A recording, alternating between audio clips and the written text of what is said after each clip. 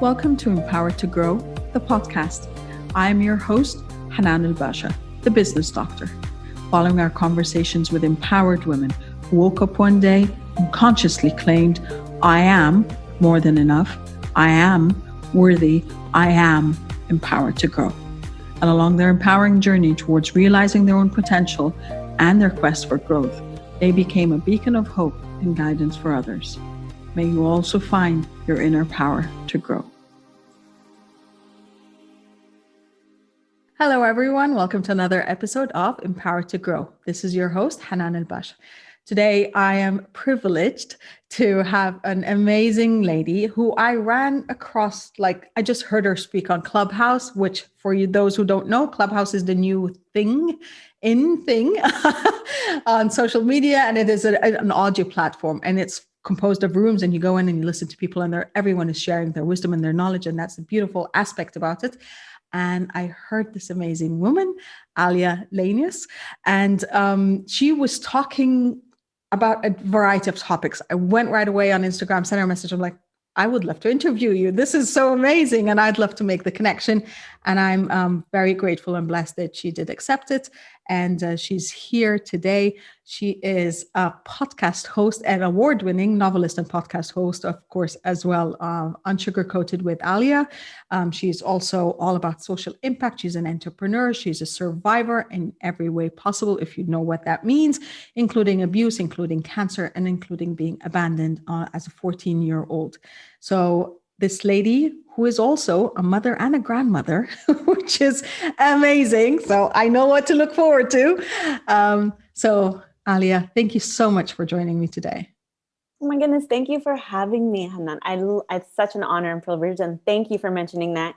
Yes, as a matter of fact, my oldest daughter, who gave me my grandson last year, she turns 24 today. Oh, happy birthday. So mashallah. It's crazy though for me, because I think about what I was doing 24 years ago today. Yeah. And, speaking in the vein of your very podcast, like how far I often say, I don't look back except to see how far I've come. Exactly. And it's amazing to think that 24 years ago, yes, my life was being completely changed on Groundhog's Day of all days. Yes. Which is the amazing thing. And I think that's where it comes, the empowered to grow. And that's the part that I'm sticking to. And that I felt was in alignment with me and became my mission and my passion. So speaking of empowered to grow, when I sent you and I said, I would love to interview you on my podcast, and it's called Empowered to Grow, what does that term mean to you? I think that exactly what it means to me is kind of that journey through life. And we have to give ourselves permission to be open to growing. A lot of the things that we're told when we're younger, or that we believe, or that our families teach us, all rooted in love, usually, and a lot of their previous experiences. But I think that empowered to grow is kind of understanding that you can separate yourself a little bit from some of the ideologies if you feel that they don't align with you. And Sure. For me, giving myself permission even to just share my story and know it's and change and take control of the narrative. True. Is largely what I believe empowered to grow represents. Yes, that's amazing. So, of course, I just gave a very, very brief snapshot of your journey and your empowering to grow, or empowerment towards growth journey. Would you share a little bit more with us, please? Yeah, I mean, as you said, I started off with a very interesting life. My parents divorced before I even knew that they were together. And at 14 years old, I had two emotionally unintelligent parents who hated each other. I got lost in the fray. Both parents turned their back on me as a struggling teenager, and I was left on the streets. Mm-hmm. And it was a lot between then and now. So I'm 45. I was 14 then. And, at 22, I had a very rough entrance into adulthood. Mm-hmm. And then at 22, I really, I had my daughter. Yeah. So I started my own business. I started looking for opportunities and creating opportunities for myself. And I became an entrepreneur in the business world. I worked in music. I worked in retail. I worked in healthcare. But I finally arrived at a time at 38 years old. I divorced from that previous husband after making or building a substantial business. I had now 3 children. And I found myself back at ground zero, starting over, you Yeah. know, letting go of the ideas that if I was taught, if you do this, if you do that, then everything will fall into place, right? I'm going to be very blank. I'm very frank.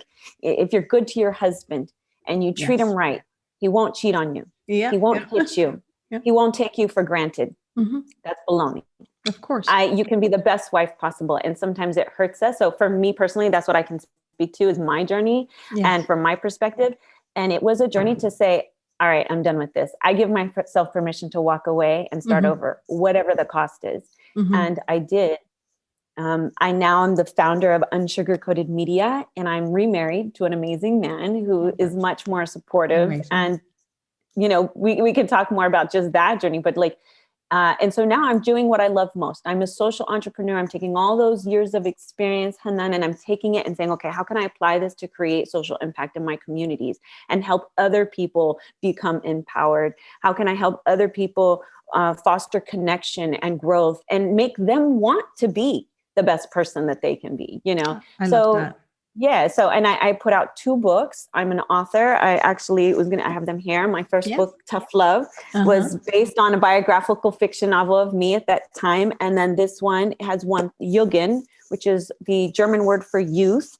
And nice. It's won 3 awards for its hard-hitting message on racism, Islamophobia, and hateful rhetoric that I just really feel people need to understand how dangerous that is to our society. So that's what I'm all about now, creating film, events, books that just help society be better. That's amazing.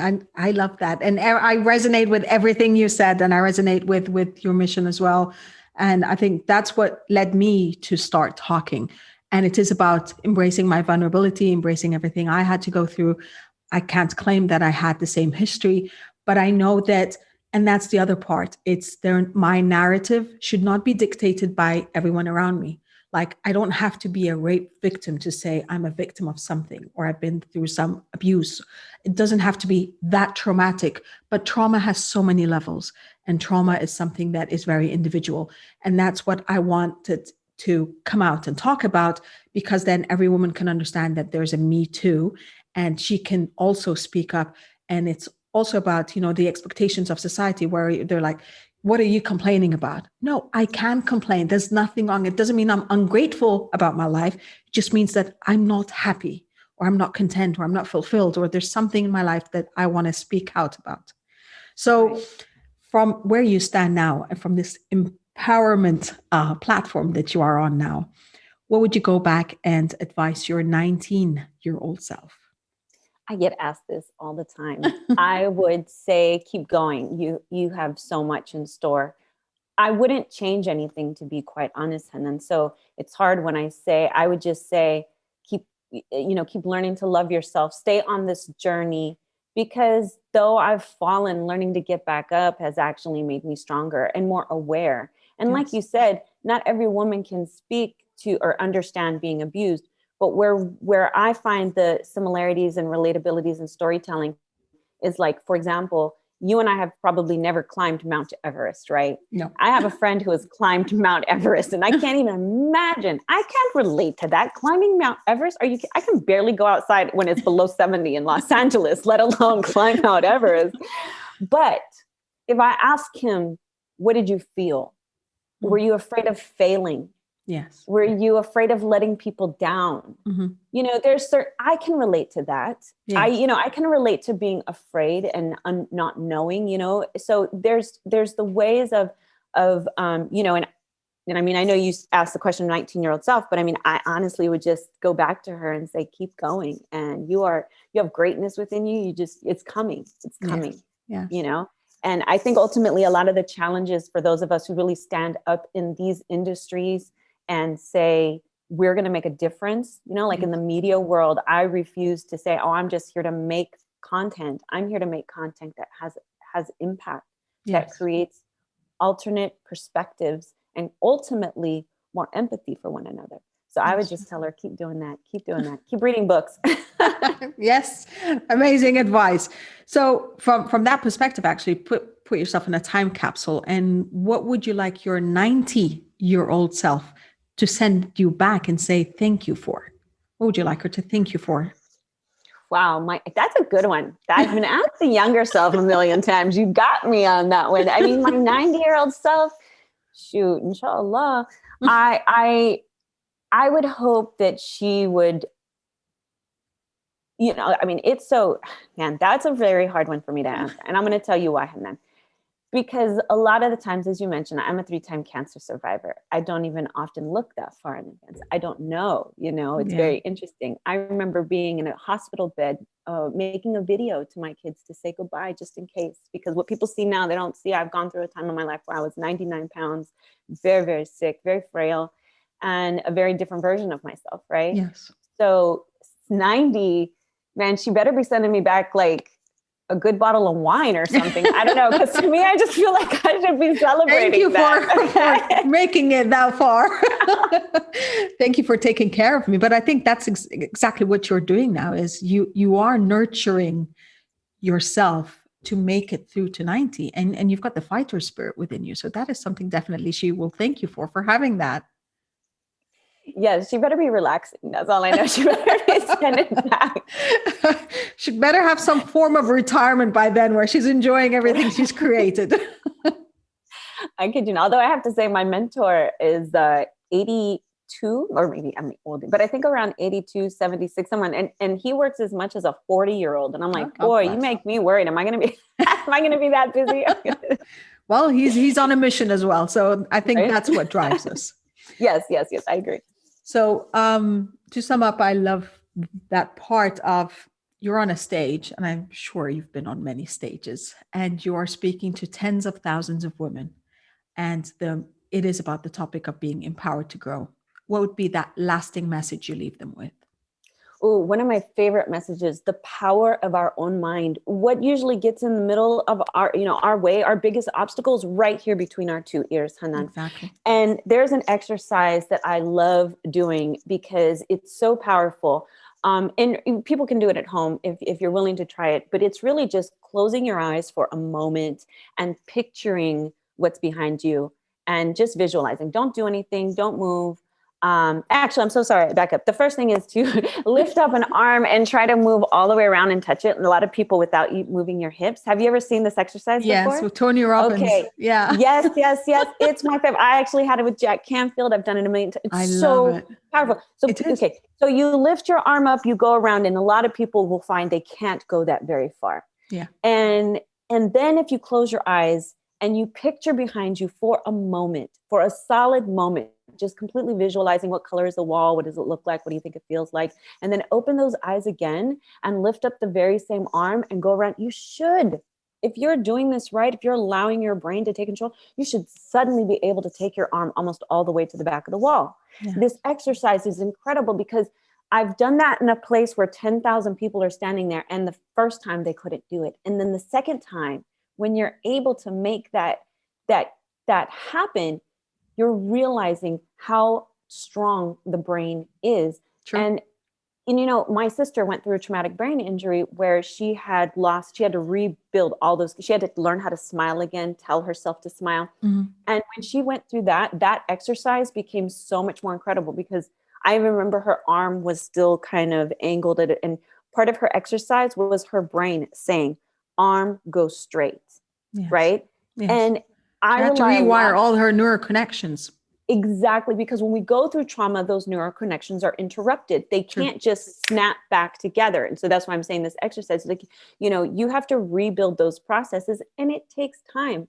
We go to the gym, we run for miles, but we don't sit down and take the time to work out the most valuable piece part of, you can speak to it more eloquently, Doctor, but this big hunk of meat in our skull, that brain has incredible power. And from the stage, and from any platform, I want to tell people, you do not understand.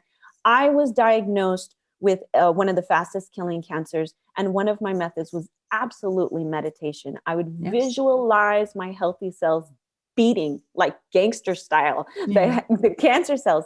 And I just don't think people understand how powerful we really, really are for ourselves. for That's true. ourselves. You know what I mean? Dr. Joe Dispenza speaks of that a lot, the power of the meditation in your mind. Dr. Bruce Lipton, Greg Braden, they all speak of that, and they started even measuring it, and they can see the power. They're like, you can feel the energy and you can feel the power. And it is true. And why being empowered to grow became part of my mission is because I realized I was so disempowered in my own mind, that I was such a negative talker. I was such a critical talker, and I did not feel worthy.